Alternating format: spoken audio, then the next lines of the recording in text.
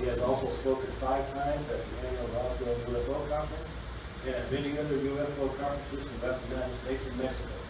So it's with great pleasure I present via Skype from his home, Noe Torres, and let's see if I can get you up on the screen here, Noe. All right, let's do it. Thank you.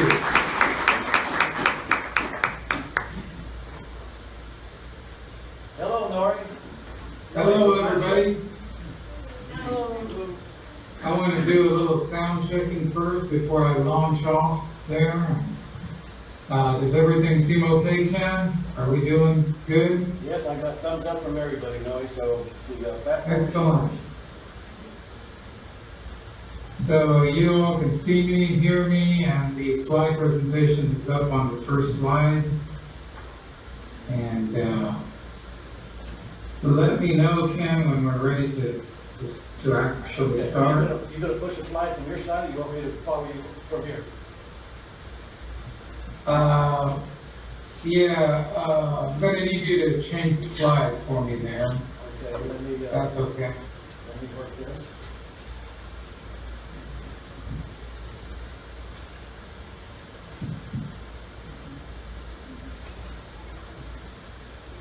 It'll give you a minute there to. You've never had a problem like this before, no, have you? I am just amazed at the technology that you are employing for this meeting. That's fantastic. We never did anything quite like this in South Texas. We're going to see your slides, but we're not going to see your pretty face. That's fine. So you talk and I'll push. Very good. Okay, are we on the, I can't quite see the screen there, Ken. Can you see it Not now? sure Oh, wait a if minute. you can angle the camera down and to your right a little bit. I'm going to do it this way. I'm going to flip the camera around. A little bit to your right.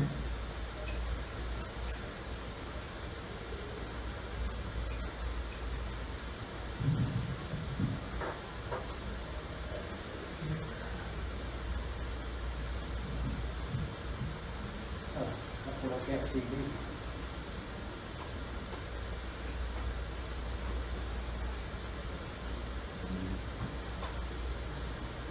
For some reason I can't see my camera on my side now. Can you see I'm me? Can you see okay the right screen? there. Yeah, I'm okay right there. That's good. All right, sir. Let's hope this works. Well, we're pioneers tonight, Ken, and this is a very good undertaking.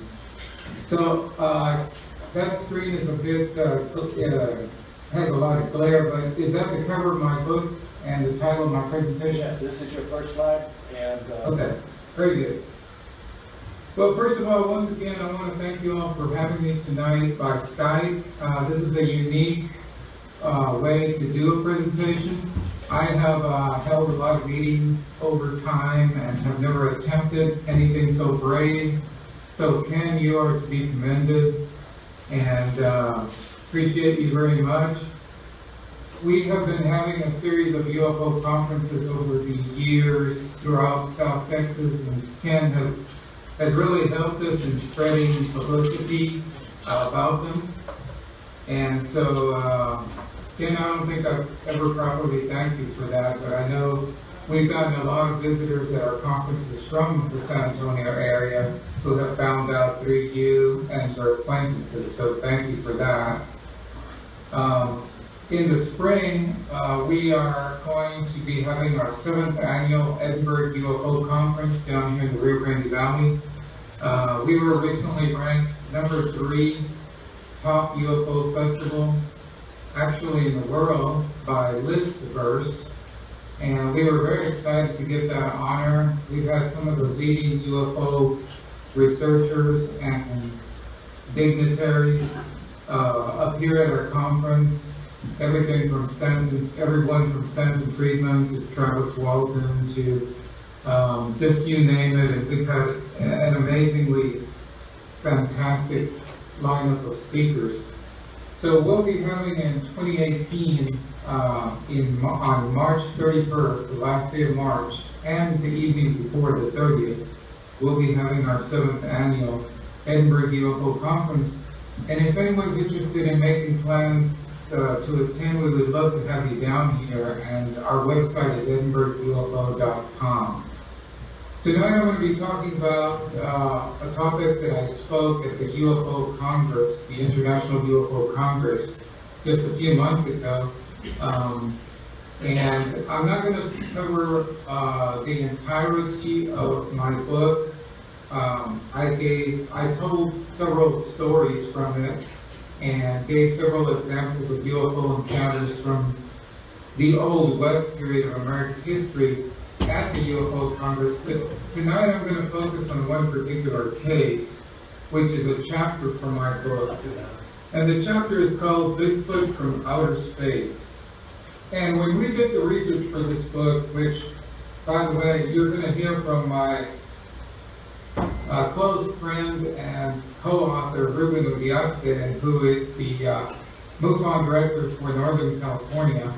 And just yesterday, I captured some video of Ruben talking about this particular case. He is from the Northern California area and has done a lot of research into the Bigfoot phenomenon. And so he'll be talking about, giving us his opinions as well. But I'm going to go ahead and go to the first slide of the actual presentation now. And I'm going to talk about the fact that what a lot of people don't realize, and I didn't really realize until I started putting this book together, is that there have actually been many cases throughout history of UFOs being associated with Bigfoot sightings. And I really wasn't fully cognizant of this, as I say, until I started doing research for this particular chapter in Real Cowboys and Aliens. And what's very, very interesting about this case that I bring you tonight is that it happened in 1888. Now that's way before the Bigfoot sightings became commonplace, so to speak, became more common. I believe in the 60s was when Bigfoot really started being, noticed to any extent. But what's really unusual is that the creature that we commonly refer to as Bigfoot, many people believe, actually, and a lot has been written about the fact that he possibly is not native to planet Earth, as one might conjecture from looking, by his appearance, judging by his appearance. And in fact, some people believe that Bigfoot may have been dropped off on our planet by ETs. So with that thought in mind, we're going to explore this case from 1888. Ken, can we advance the slide there to the next one? And I don't know if you have access to the keyboard there. I am, and I'm ready to run Ruben's video when you're ready. Oh, are we already on Ruben's video? We can be. Go ahead and run that. Okay. Hello everyone, my name is Ruben Uriarte. I'm the State Director for Northern California MUFON. It's an honor to be with you folks today. I want to thank you folks as well as my good friend and fellow colleague and researcher, Noe Torres. I've been working with Noe for the past 10 years or more now, and we've been doing research and writing books on a variety of topics, specifically what's been occurring along the U.S.-Mexico border. And we come across some fascinating cases, and one of them, of course, is Bigfoot. And Noe has put together a wonderful presentation called Bigfoot from Outer Space, and we'll be sharing about an interesting case that has appeared here in my neck of the woods, here in Humboldt County, about a observation made by a ranch owner who saw a Bigfoot creature among Native Americans. So it was a great presentation, and the fact that there is a possibility that there is a UFO Bigfoot connection. So on the next slide, you'll see an artist representation of Bigfoot. And let me just go back to say that people in the Old West actually on many occasions reported seeing large, furry, humanoid beings like this. And what's really interesting is when you explore the mythology, the legends of the North American tribes of that time period, there were many of their legends and tales that told of these hairy giants, or they may have used the phrase, which we're going to be familiar with tonight, crazy bears. This was another term that they used for these hairy humanoid beings. So a lot of the tales that the Native American Indians told were kind of strange, and they range from the tale we're going to hear tonight, where the creatures were very docile and did not seem to pose any threat at all, to other tales in which the Bigfoot were actually more aggressive. And some people even suggested that perhaps they were cannibals. Now, the strangest Bigfoot story, and the one I'm going to tell tonight, actually comes from a journal. If we go to the next slide there, that shows the cover of the book by Brad Steiger. This story comes from a journal written by a gentleman named Mr. Wyatt. Now, we don't have his first name. His first name was not covered in the information about this, but he was a cattleman in California in the 1800s. And the story appeared in my friend Brad Steiger's book, Real Monsters, Gruesome Critters, and Beasts from the Dark Side. Now, it had been told by Brad on several previous publications, but this is the current publication in which he elaborates a little bit more about it. And in the next slide, I just have a quick comment I'd like to share with you from that book, in which Brad Steiger writes, "Some years ago, James C. Wyatt of Memphis, Tennessee, sent me a copy of his grandfather's journal, which contained fascinating and startling entries written in a straightforward fashion. In a journal dated 1888, Wyatt's grandfather reported he was somewhere along the Humboldt line in the Big Woods country, this once again is Northern California, where his father and several cowhands had wintered with a local tribe after delivering cattle to a fort further north. Grandfather Wyatt was fluent in many tribal languages, proficient in sign language, and he partook most of the tribal activities, according to the account given to us by Brad Steiger." Now, in this next slide that you'll see in a second, you're going to see a map on the left side, a map of the area where this occurred. Once again, probably the most recognizable city there that you might notice is Eureka, California. But this is generally the area of Humboldt County. There in the pictures on the right, you see what the terrain looks like, the forested terrain looks like. And in a moment, on the next slide, we're going to hear my good friend, Northern California MUFON Director Ruben Piate, who is actually going to tell us about Humboldt County and the surrounding area, because that actually falls within his jurisdiction as Northern California MUFON Director. So let's hear Ruben's comments about what that area is like and how it has been, for many years, has been steeped in lore about UFOs and Bigfoot. Here we go. The Northwest is an area that is known for Bigfoot sightings and also UFO sightings. And what I find really fascinating about this case here is the fact that it happened not that far from where I live, but secondly, it's an area that is quite frequented by Bigfoot sightings. Humboldt is a county that lies right along the Pacific West.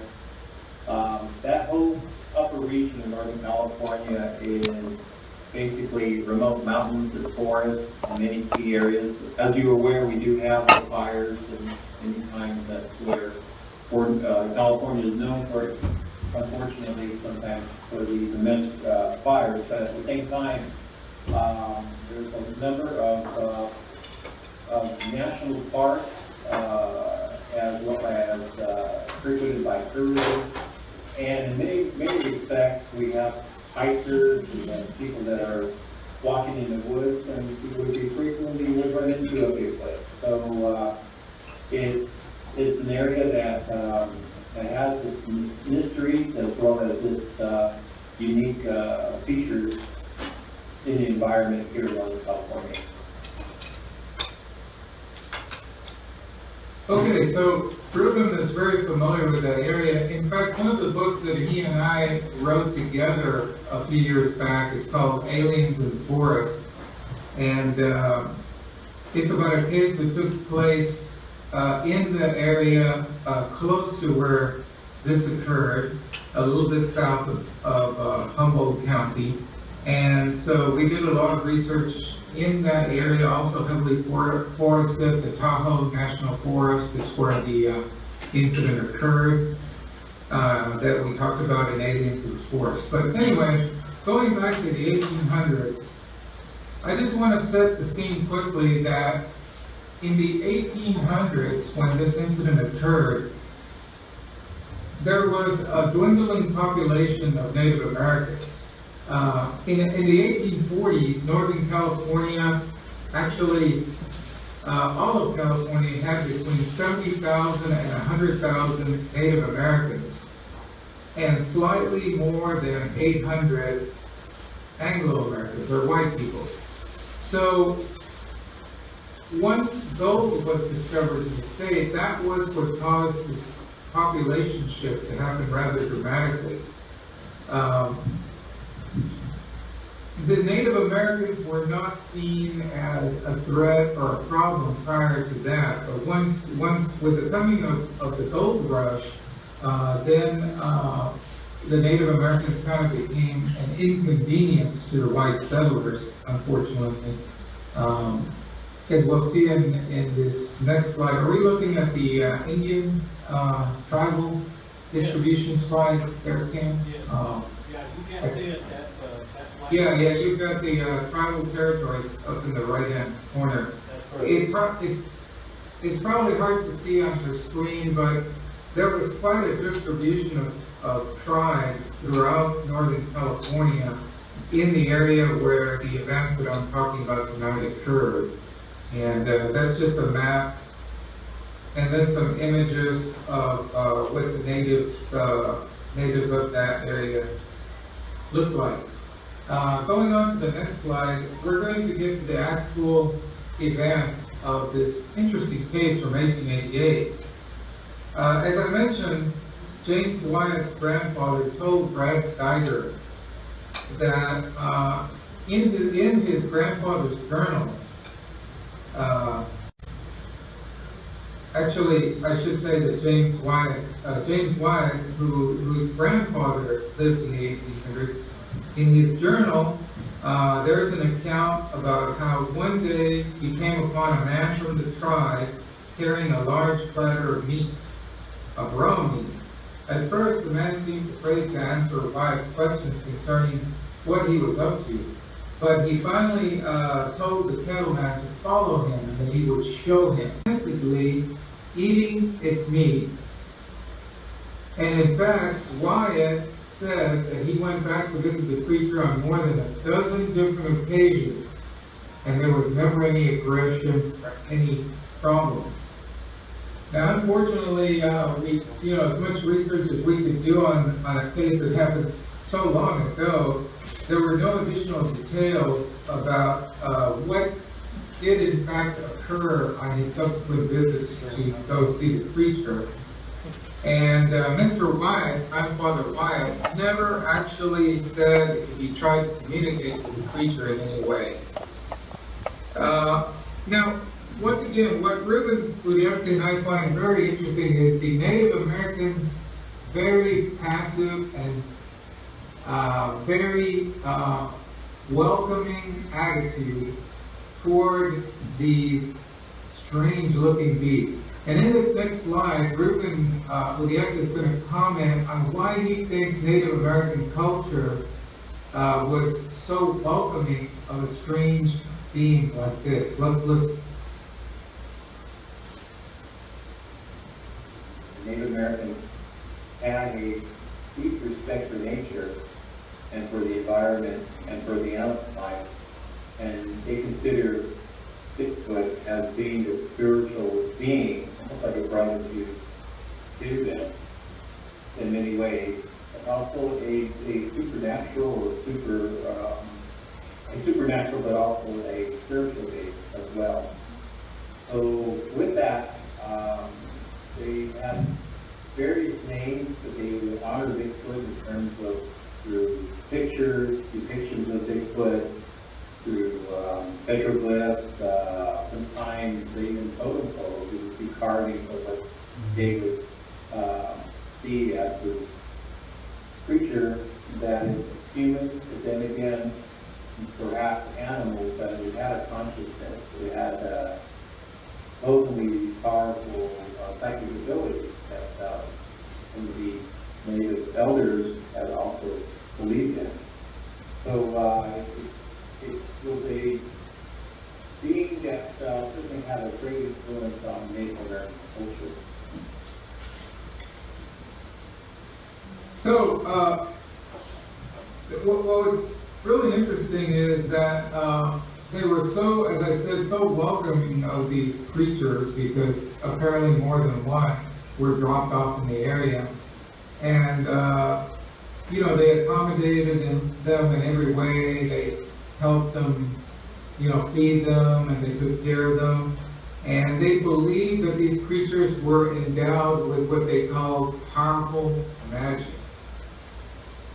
Well, Grandfather Wyatt was so curious about what the origin of these creatures might be, and then he kept pestering his Native American friends to tell him where these creatures came from. And actually, he ended up having to ante up some real goods. He traded one of his Native American friends, 2 pounds of tobacco, an axe, and a compass, if the tribesman would tell him, you know, what the origin of these creatures was. And so that's what happened. So one of the men from the tribe took Wyatt aside and said, I will show you. And then he and Grandfather Wyatt walked to a very high pinnacle of rock nearby on a clear night. And then Grandfather Wyatt heard this amazing story, which we're about to relate to you. Let's go on to the next slide here, the one that has the spherical UFO picture. Okay. As it turns out, these creatures, which were called crazy bears by the Native Americans, they have been brought to the big woods from the stars. A small metallic or silvery moon had flown down out of the sky like a swooping eagle and had landed on a plateau a few miles away from the tribe's encampment. The beast in the cave and 2 other crazy bears had been flung out of the moon before the craft had once again soared off to the stars. Now this was an amazing story. Ruben and I puzzled over that a really long time, and in the next slide we get a little bit more of a picture from Mr. Wyatt, who lived back in the 1800s.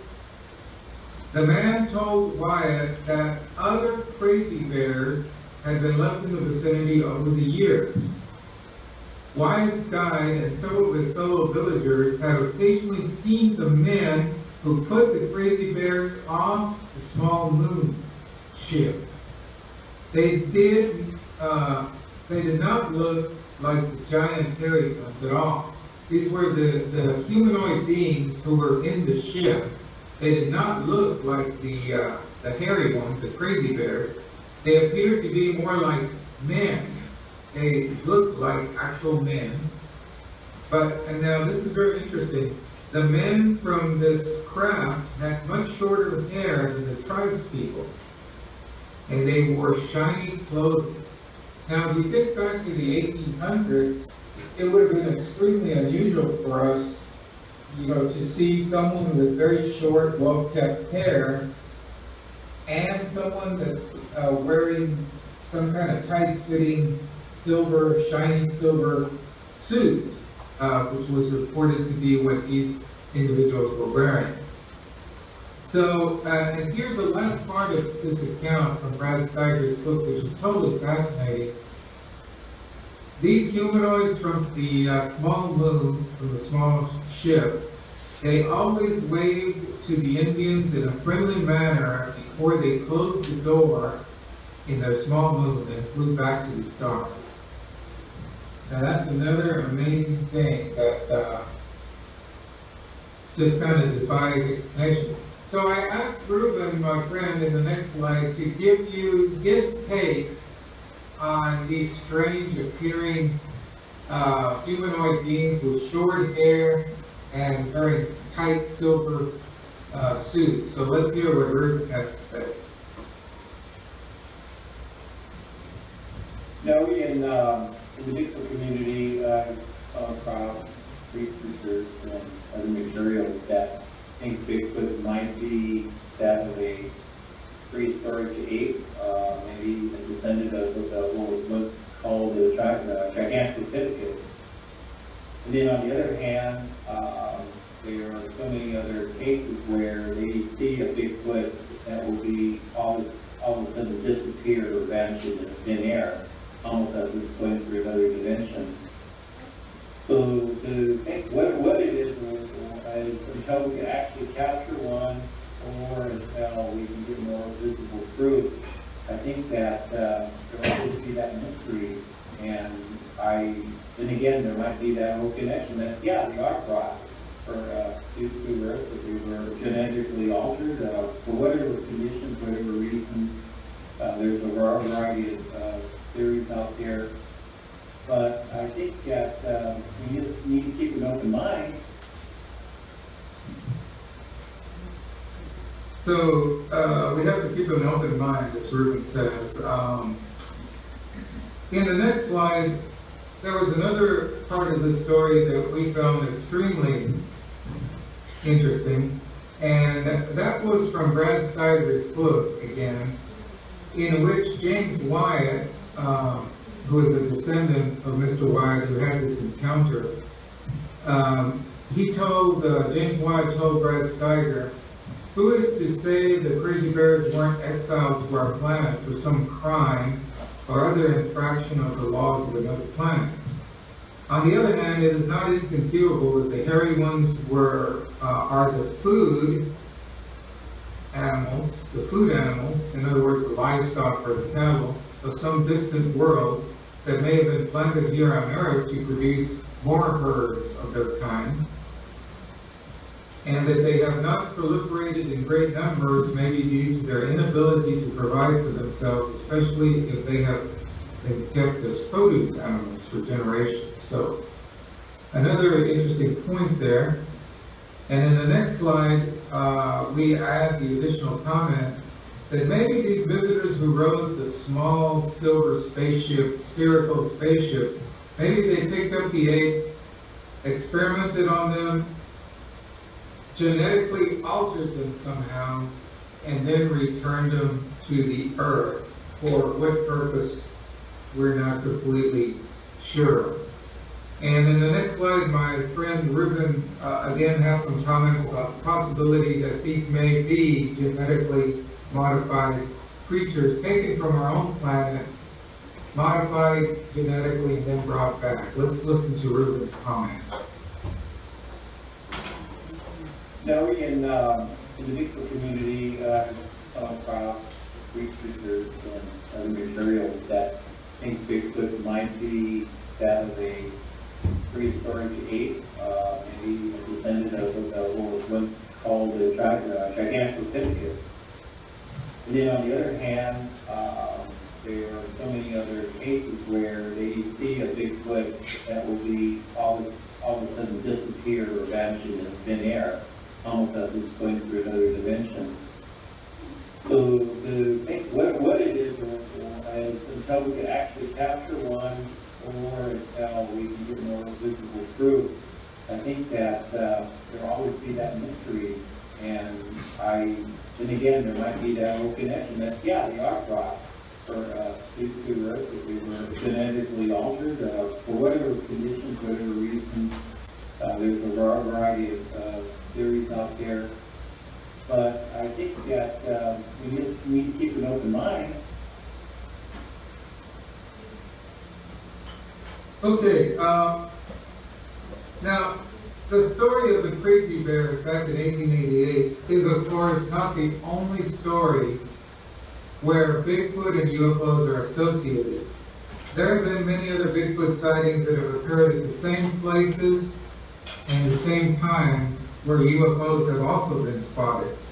In fact, some witnesses have even claimed to have seen a Bigfoot creature vanish into thin air as if it had stepped into another dimension through some kind of portal. And some people speculate that maybe that's why a Bigfoot has never actually been captured. Going on to the next slide, if the story told in Wyatt's diary is true, then maybe Bigfoot really does come from outer space. It's certainly noteworthy that in many cases Bigfoot-type creatures have been seen loitering around the area of significant UFO sightings. In many cases, the Crazy Bear story, the Crazy Bear story is one of the Old West's most interesting tales concerning UFOs and mysterious creatures. And that's how we told it in our book, The Real Cowboys and Aliens. Now, I have, time permitting, I'm going to do a time check with Kenny here. I have some more recent cases of where UFOs and Bigfoot creatures have been spotted at the same time. How are we doing on the time there, Kenny? Hey, you're good on time, Noe, so go ahead and continue. All right, be sure to give me some kind of indication if we're getting near the end. But on the next slide, which I think is already up, is the Andes Mountains in Chile. And first I wanted to show you this happened in 1981, and I wanted to show you the newspaper headline that ran at the time. The title of it is Bigfoot-like Space Alien Lands His Flying Saucer on Isolated Mountain. And if we'll go to the next slide, I'll break down just briefly the story for you. This incident was witnessed by two men, a Chilean architect and a judge, and it was published in the U.S. tabloid on June 2nd, 1981. Now what's interesting, subsequent inquiries into this case led UFO investigators to believe that it was actually a highly credible story. The architect in question, filming Oscar Zamora, and his friend, the judge, were adamant about the fact that their encounter was true. They were hiking in a remote area of the Andes Mountains when they stumbled upon a large UFO, with a cigar-shaped UFO, flat on top, that was about 239 feet away from them. They thought at first, in the next slide, they thought at first that it was a military plane of some kind. They were looking for insignia to help them understand what exactly they were looking at. When they saw the 6-foot-tall, hairy humanoid that could be mistaken for gorilla, except for his face, which was a human-like face. Lucky for them, the being apparently did not see the two men, and so they continued to watch it quietly behind the shelter of some rocks for over 15 minutes. And in the next slide, we find out that a metal ladder descended from the UFO, and this strange Bigfoot-like creature started to walk toward the UFO, moments after which the ship raised up like a helicopter, quieted, and then a few seconds later the UFO had disappeared with great speed, leaving the vegetation that had been completely burned up.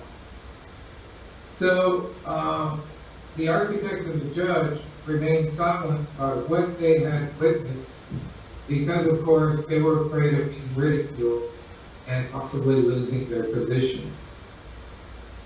And this is just one of many other UFO cases that have occurred over the years, and Ruben, who is in the hotbed of Bigfoot country, I asked him to comment on other UFO cases involving Bigfoot that he's familiar with. So we're going to hear what Ruben has to say here in this next slide. Absolutely, no. In fact, I'm familiar with one case myself where I spoke with a gentleman when I was in Puerto Rico, and he claimed that he saw a Bigfoot-like creature in the rainforest, which is known as a mule.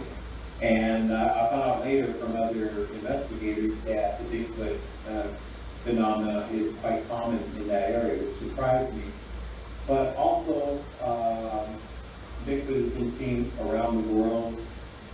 It's been seen from the Asian continent, in Asia, as well as North America and South America, and also specifically along the U.S.-Mexico border, which I find quite fascinating as well. And many times there are some cases where people have had a UFO sighting, and then within short moments they Bigfoot was here. So that makes that an interesting connection. And I'm going to close the presentation tonight by just briefly sharing with you 3 or 4 more fascinating cases that have happened more recently. On the next slide, we have a case from October 21, 1973, in which a lady and her 13-year-old son were sleeping in a trailer home in Cincinnati, Ohio, when they arose. The lady, Mrs. Hetfield, arose at 2:30 a.m. to have a drink when she noticed these strange lights in an adjoining parking lot. She looked out the window, and her attention was drawn to an inexplicable cone of light shaped like a huge bubble umbrella about 7 feet in diameter. And near the light was a grayish, ape-like creature with a large, downward angled snout, no neck, and a sizable waist. Moving slowly, it then entered into the light, and a few minutes later, both the ape man and the UFO disappeared. So another interesting case, and we highlight the fact that once again you have a humanoid creature, ape-like, with virtually no neck, which is a common description for these Bigfoot-like creatures. In the next slide, we have a case also from 1973. In fact, just a few days later in Fayette County, Pennsylvania, there was a dome-shaped UFO, brightly lit, about 100 feet in diameter, and a group of farmers approached it. They drove toward it when they saw a pair of gargantuan creatures covered with thick, matted hair, luminescent green eyes, and long arms that dangled below their knees. One of the farmer's sons fired a gunshot at the creatures, one of which raised its right hand in the air. At that very moment, the UFO disappeared, and then the 2 Bigfoot escaped into the woods and were never seen again. Going on to the next case, December 9th, 1974. A dairy farmer in Wisconsin was returning from a meeting about 10:30 p.m. when he nearly slammed into a globe-shaped or spherical UFO on the road in front of him. Its bottom half was enshrouded in what seemed to be a mist or fog. And inside the visible dome of the ship was a 6-foot-tall, ape-like creature with reddish-brown fur covering its body, except for its face, and distinctive pointed ears. It appeared to be operating a control panel. As Bosak passed by, the object suddenly arose and disappeared. So very interesting in this particular case that the creature actually appeared to be operating the controls of the ship. And the next and final slide that I have for you, August 1976, there were a series of UFO sightings in British Columbia, around Rutland in Canada. Several men and their children saw a hairy 8-foot entity, 6 to 7 feet tall, roaming about a mountainside. They also found a clump of hair that was sent to the Royal Canadian Mounted Police for identification, and laboratory analysis confirmed it was primate hair, but significantly, it could not be matched to any known species on the Earth. So, in conclusion, in our book, The Real Cowboys and Aliens, and Ken, I don't know if you can switch over to a view of me for this final part. Yeah, we're gonna put your pretty face back on here now. All right, that's what I want to hear. Okay, hopefully I won't dump your equipment for my prettiness. Let's see if we can do the switch over. By the way, is Monty Earwood in attendance today? No, Monty didn't make it tonight. We should have Oh, seen that darn it. umbrella here last month. I brought it for him. He is never going to hear the end of that from me, because he's always telling me how he enjoys this meeting, so.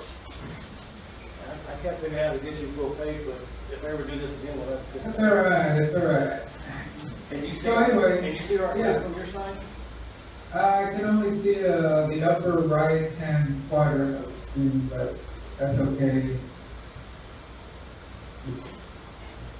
Okay. Yeah. Any better? Whoa, Duct tape. chewing gum. I have a camera, a webcam just like that one. I don't know why I can't see my webcam on my side. That's all Wait a right. minute, I know why. I'm seeing me, not you. My camera's not working right. See, that's me.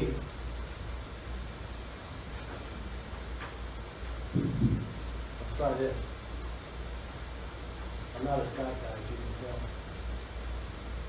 tell. I really, Skype, I use FaceTime a lot. Oh, wow, I can see everybody in attendance. Hello. I apologize, Noe, all the way through this, we never saw your slides. But Great. we pulled it off. Now, the audience saw my slide though, right? Yes, Oh, absolutely. great, great. On our side, it went very well. Well, Okay. you've got a fine looking crowd there tonight. We're blessed with a bunch of very inquisitive and intelligent people. So Ken, in conclusion, I don't know if we have time to take a few questions, it's up to you, but I'm happy to, as I say, these cases from the 1800s are always very interesting to people. I had quite a number of questions after my presentation at the UFO Congress. And I just wondered if anybody has any questions that they'd like to ask before we close my part of it. Maybe you can relay those to me, Ken. Question? We've got a question.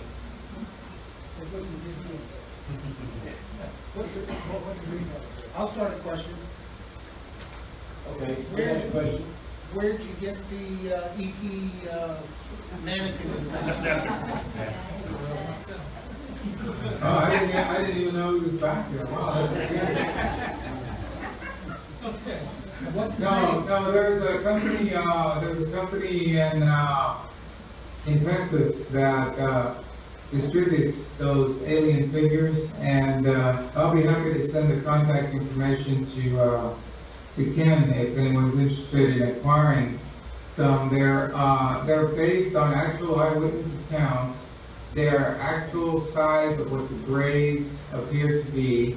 And once again, based on hundreds of eyewitness descriptions, and they were created by a Hollywood special effects artist whose name escapes me right now, but once again, I could send all that info to Ken and he can let whoever is interested know about it. But I have 3 of those figures which I use to promote our UFO conferences and other events down here in the Rio Grande Valley. Very good question. Has anybody in here ever experienced a Bigfoot at all? Bobby? The sound is a little muffled. Yeah, we're gonna give him a mic. Well, back in about, let's see, 1969, a lady by the name of Sally Ann Clark had written a book about the Lakewood monster up in Fort Worth, Texas. And I happened to be there, and I was the artist for the book that she had written. And also, I've written a couple of different books related to that, based on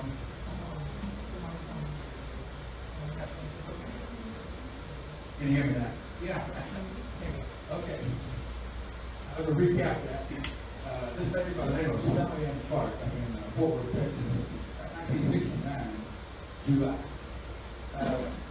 There was a flurry. Again, none of that audio is coming through. I apologize. It sounds very, very distant. How about that? Better? How about me? Can you hear me okay? Can you hear me? Yeah, it sounds better there. Yeah, I'm on a body mic. He's on a hand mic. How about now? Can you hear me now? Yes. Okay. Let me recap that a little bit. 1969 in July, there was a flurry of Bigfoot sightings around Lakewood, Texas. And this lady by the name of Sally Ann Clark had written a book about that. I'm sorry, what part of Texas? Fort Worth, Texas. Oh, Fort Worth, okay. Actually, it's called Lakewood, Texas, just outside of Fort Worth. And I was out there when she was actually taping the witnesses that were supposed to have saw the monster. And I watched and I got acquainted with her.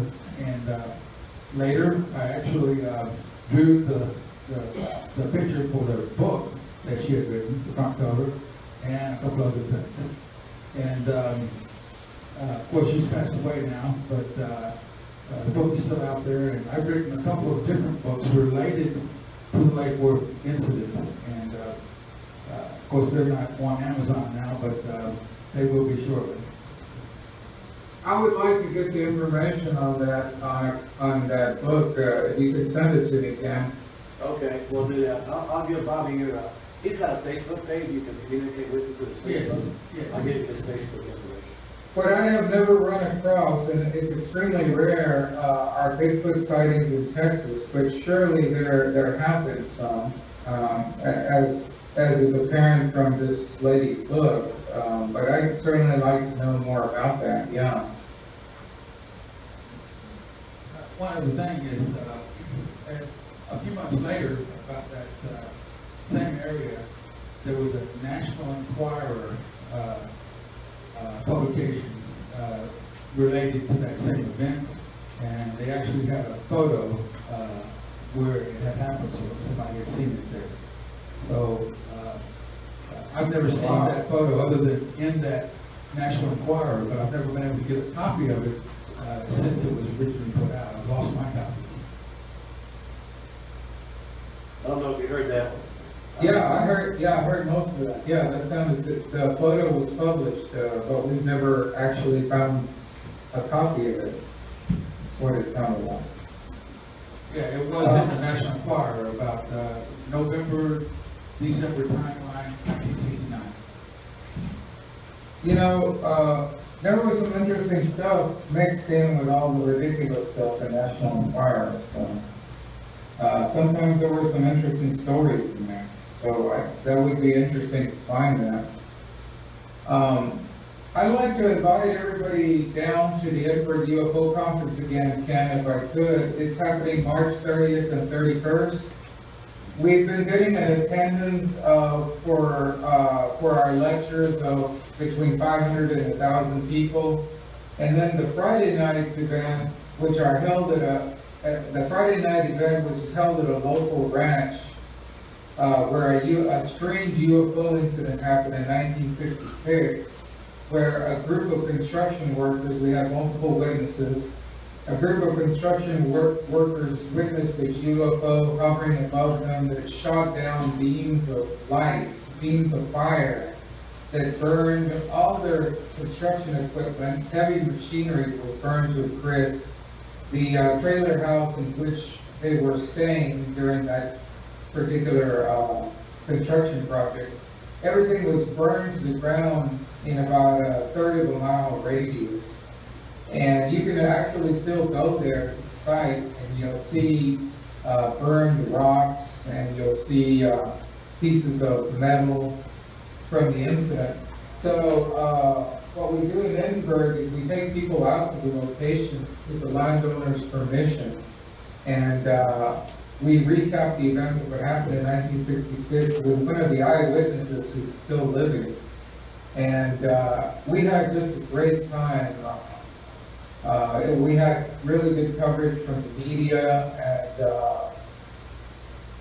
so anyway, March 30th and 31st of 2018, be sure and mark that on your calendar. We'd like to see you all down here. I know Monty Earwood brings his wonderful collection of sci-fi memorabilia. I don't know how many of y'all have seen all this stuff that he has. He has, you know, like Robbie the Robot. He has the robot from Lost in Space. He's been creating depictions of famous UFO events like Travis Walton's abduction and some of the stories that Ruben and I have read about. But Monty's a big supporter of our conferences, so we'd like to see everybody down here. Our website is edinburghufo.com. And Ken, were there any last thoughts before I go see how the Astros are Well, doing? if you're gonna provide hot chocolate, we'll all be there in March. I know that Monty and I are gonna be coming down to see you. Fantastic. We'll be happy We to have see you. listen, we have a very interesting man on Skype. He probably give us a few more minutes. Anybody have any other questions? May not be related to the Bigfoot phenomenon, but anything else? I got one for you, Noe. Let me get over here by the mic. Yeah, there's a little bit of an echo. Yeah, the problem is the microphone's on the camera on the computer, and we That's a perfect sound. we did not there. provide an audio feed to the source, so that's why you're having a hard time. I'll fix that next time. No problem. Yeah, I've been hearing I've read something in Charles Hall's, one of his books, and I've had some things that I picked up here and there, that there might be an alien or maybe a subterranean civilization somewhere in the Big Bend area. Have you heard anything about? Oh man, we had so much stuff. You know, we were on Mysteries of the Outdoors on the Travel Channel, and we gave them enough information for like maybe 10 shows, Ruben and I. We were both interviewed out there at Big Bend, and we ran across a lot of stories of interdimensional portals in the Big Bend area, and we shared all of this with the producers. We were hoping that they would include that. The first episode that came out,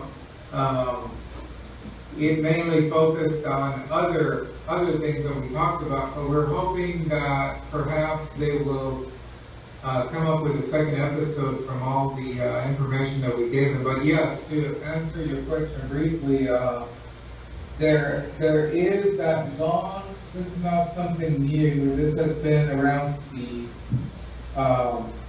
early part of the 20th century, that people have believed that there may be some kind of portal or some kind of gateway present, and some people have even associated the Martha Lights phenomenon with that, the possibility of that existing. So absolutely, and that's something that we definitely want to do more research into. Verlin comes down to Texas quite a bit, and he loves the Big Bend area.